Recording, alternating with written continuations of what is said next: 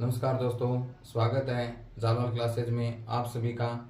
जैसा कि आप टाइटल पर देख रहे हो, special classes pre BSTC exam 2024 के लिए हम प्री बीएसटीसी एग्ज़ाम 2024 के स्तरानुसार राजस्थान का सामान्य ज्ञान जिला दर्शन के माध्यम से अध्ययन करेंगे।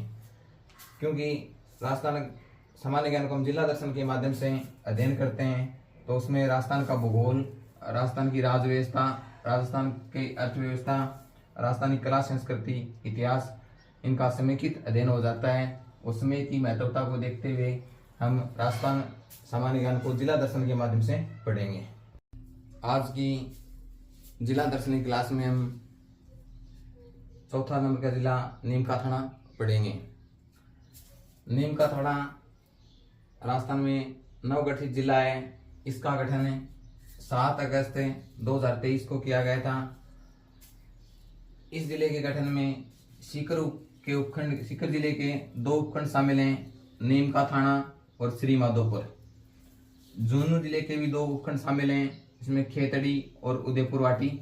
इन चारों उपखंडों को मिला के नीम का थाना जिला बनाया गया है। नवगठित नीम का थाना जिले में नदी एक ही प्रवाहित होती है, कांतली नदी। ये कांतली नदी वही है जो सीकर के खंडेला की पहाड़ियों से निकलती है। तो कांतली नदी के प्रवाह जिले यानी कांतली नदी कौन कौन से जिलों में बहती है? सीकर के बाद में नीम का थाना और नीम का थाना के बाद में झुंझुनू।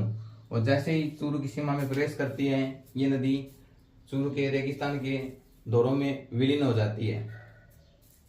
नीम का थाना जिले की पहाड़ियां, खेतरी की पहाड़ियां और सिंघाड़ा क्षेत्र की पहाड़ियां प्रसिद्ध हैं।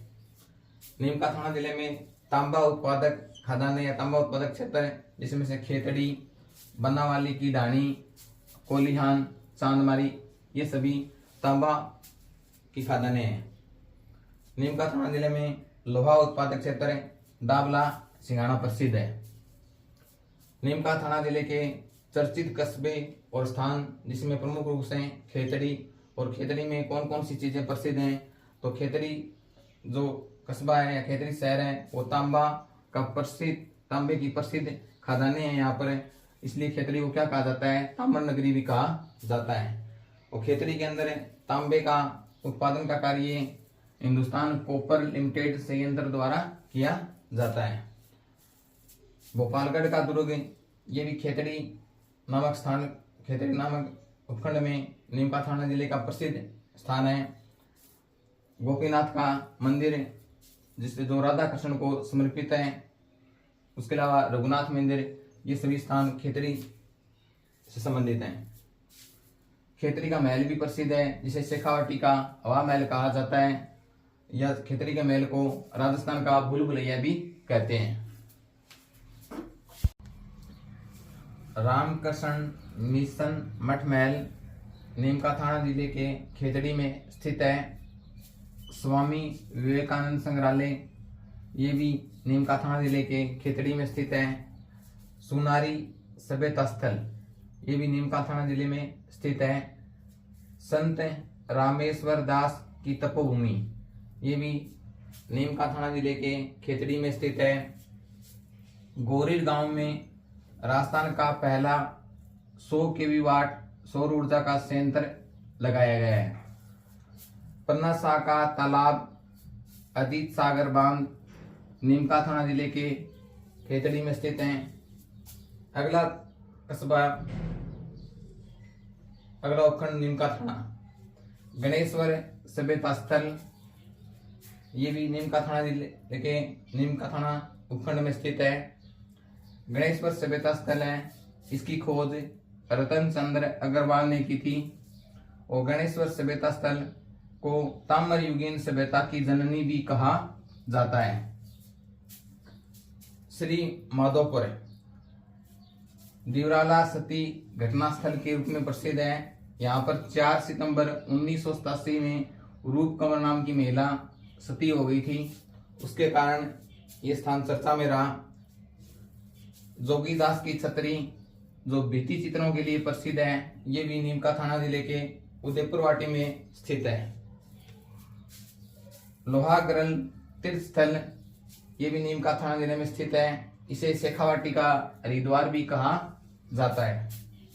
और लोहागढ़ तीर्थ स्थल पर मालकेतु की 24 कोस की परिक्रमा प्रसिद्ध है, यानी इसकी 24 कोस की परिक्रमा होती है, उसके लिए भी ये प्रसिद्ध है। पंसारी की हवेली, ये भी नीमका थाना जिले में स्थित है।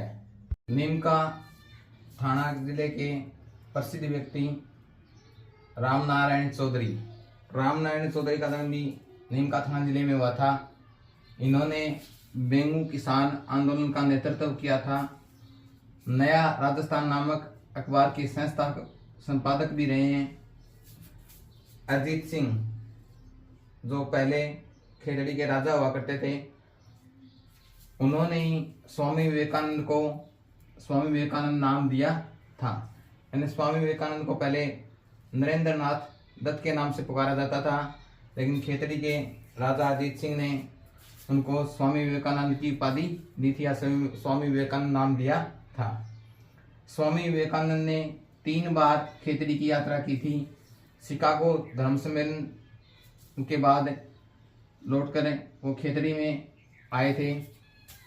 पंडित झाबरमल शर्मा, इन्हें पत्रकारिता के विषम पितामह कहा जाता है। भारत सरकार ने इन्हें पद्म भूषण से नवाजा है। इनका संबंध भी नीमका थाना जिले से है। कमला बेनीवाल, ये गोरीर गांव की है और राज्य की प्रथम महिला मंत्री होने का गौरव प्राप्त है।